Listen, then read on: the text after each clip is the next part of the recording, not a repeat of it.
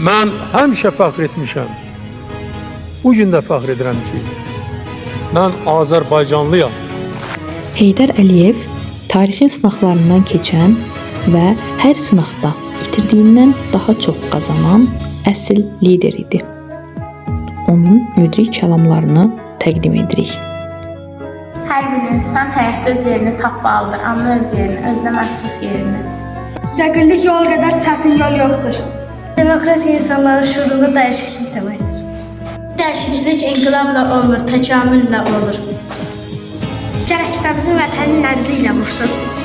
Həqiqəti gizlətmək, həqiqətin üstünü bağlamaq olmaz. Təhsil millətin gələcəyidir. Xalq gərək daima öz kökünü xatırlasın. Xalq dövlət üçün, dövlət xalq üçün olmalıdır.